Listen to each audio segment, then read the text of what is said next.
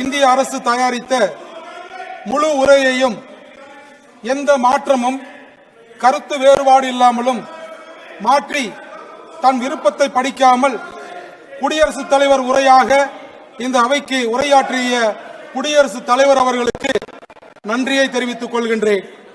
இந்த நிலை தமிழ்நாடு சட்டமன்றத்திலே இல்லை என்பது கொஞ்சம் மனவேதனையாக இருக்கின்றது. பீகார் மாநிலத்துக்கு அபரிவிதமான நிதியை கொடுத்துவிட்டு தமிழகத்துக்கு திருக்குறளை அள்ளி கொடுத்த நிதியமைச்சருக்கு என்னுடைய நெஞ்சார்ந்த நன்றியை கூறிக்கொள்கின்றேன். குடியரசுத் தலைவரின் உரைக்கு நன்றி தெரிவிக்கும் பொழுது என்னுடைய சில கருத்துகளையும் ஆலோசனைகளையும் அரசின் கவனத்துக்கு கொண்டு வர நான் கடமைப்பட்டிருக்கின்றேன். கடந்த 10 ஆண்டுகளிலே முன்னேறிவிட்டதாக உரையிலே குறிப்பிட்டிருக்கிறீர்கள். ஆனால் வாங்கிய கடனுக்கு வட்டி கட்ட கடன் வாங்குகிறீர்கள். 24% கடன் வாங்குகிறீர்கள். ஆனால் வாங்கிய கடனுக்கு 20% வட்டியை கட்டுகிறீர்கள். எங்கே வளர்ச்சி? 2014 அமெரிக்க டாலர் 60 ரூபாய், இன்றைக்கு 87 ரூபாய். இதுதான் வளர்ச்சியா? அதே போல இன்றைக்கு தேசத்தை கட்டுபவர்கள், இன்றைக்கு வரி கட்டுபவர்கள் தான் கட்டி எழுப்புகிறார்கள் என்று கூறீர்கள். உண்மைதான். ஆனால் அவர்கள் இங்கே மதிக்கப்படுகிறார்களா? இல்லை. வரி கட்டுபவர்கள் எண்ணிக்கை குறைவுதான். கணிசமான அளவு வரி கட்டுபவர்களுக்கு அடையாள அட்டை கொடுக்கிறீர்களா? பொது இடங்களில் அவர்களுக்கு மரியாதை தான் கொடுக்கிறீர்களா?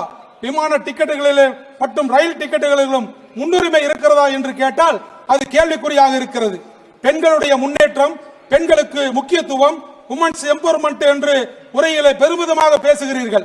ஆனால் 33% மகளிர் இடஒதுக்கீடு மசோதாவை ஏன் அமுல்படுத்த தயங்குகிறீர்கள்? ஒரு பெண் குடியரசுத் தலைவராக இருக்கும் பொழுது நிறைவேற்றவில்லை என்றால் எப்பொழுது இதை நிறைவேற்ற போறோம்? அதே போல இன்றைக்கு மக்கள் தொகை கணக்கெடுப்பு தான் அதற்கு காரணம் என்று சொன்னால் அந்த கணக்கெடுப்பை எடுப்பதற்கு ஏன் தடுமாறுகிறீர்கள்?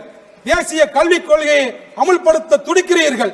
உங்களுக்கு உங்கள் கொள்கையிலே 2050 எங்களுடைய இலக்கு வைத்திருக்கிறீர்களோ அதே இலக்கை தமிழ்நாடு அடைந்து விட்டது.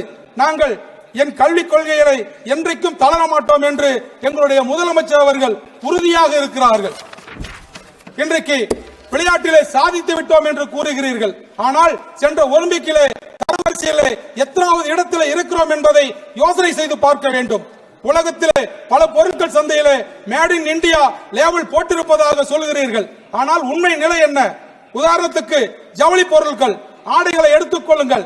மேட் இன் பங்களாதேஷ் என்றுதான் இன்றைக்கு அதிகமாக இருக்கிறது. எவ்வளவு சிறிய நாடு பங்களாதேஷ்.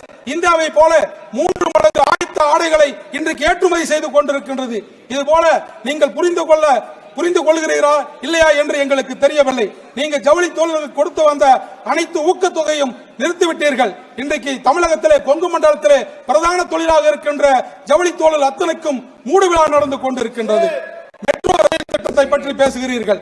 இன்றைக்கு தமிழ்நாட்டிலே தென்னிந்திய மான்செஸ்டர் என்று சொல்லக்கூடிய கோவை மாநகரத்திலே மெட்ரோ ரயில் இல்லை. அதே போல தென் தமிழகத்திலே மதுரைக்கு இன்றைக்கு மெட்ரோ ரயில் இல்லை. நதியை இணைப்பதை சாதிப்பதை போல பேசுகிறீர்கள். 2014 சொன்ன கங்கை காவிரி இணைப்பு திட்டம் எங்கே? 2019 சொன்ன காவிரி குண்டாறு திட்டம் எங்கே?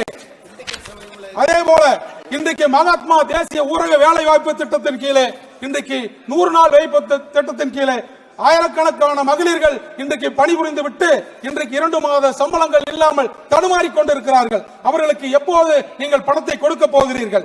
அதே போல விமான விரிவாக்க நிலையத்தை பற்றி பேசுகிறீர்கள். இன்றைக்கு சேலம் விமான விரிவாக்கத்தை பற்றி இந்த உரையிலே எந்த விதமான பதில்களும் இல்லை.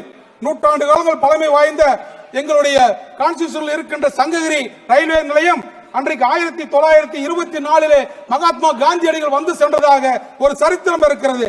அதை நீங்கள் அமிர்த் பாரத் திட்டத்தின் கீழே கொண்டு வர வேண்டும் என்ற கோரிக்கைகளும் இந்த திட்டத்திலே இல்லை. இந்தியா நாடு பாதுகாப்பாக இருக்கிறது என்று சொல்கிறீர்கள். சில நாட்களுக்கு முன்பாக இலங்கை கடற்படையினால் 63 மீனவர்களை கடத்தி சென்றிருக்கிறார்கள். அவருடைய நிலைமை என்ன என்பதை நீங்கள் தெளிவுபடுத்த வேண்டும். இந்தியாவினுடைய விவசாயத்துக்கு அடுத்து முக்கிய தொழிலாக உள்ளது லாரி தொழில். நசுக்குகின்ற வகையிலே இன்றைக்கு தமிழகம் உள்ளிட்ட பல மாநிலங்களிலே காலாவதியான சுங்கச்சாவடிகளை எடுக்காமல் இருக்கிறீர்கள். அதற்கு பதில் என்ன? இப்படி பல திட்டங்கள், திருமணி முத்தாறு திட்டத்தை நீங்கள் நிறைவேற்றவில்லை. இப்படி கோழி பண்ணைகளுக்கு இன்றைக்கு ஆராய்ச்சி நிலையம் வேண்டும் என்ற திட்டத்திற்கு இங்கே எந்த விதமான பதிலும் இல்லை. ஒரே நாடு ஒரே தேர்தல், ஒரே நாடு ஒரே வரி என்று சொல்லுகின்ற ஒன்றிய அரசு தயவு செய்து அனைத்து மாநிலங்களையும் ஒரே பார்வையாக பார்க்க வேண்டும் என்று கேட்டு இந்த உரையை முடிக்கின்றேன். நன்றி, வணக்கம். மேலும் இதுபோன்ற செய்திகளுக்கு KMDK லைவ் சேனலை லைக் பண்ணுங்க, ஷேர் பண்ணுங்க, சப்ஸ்கிரைப் பண்ணுங்க.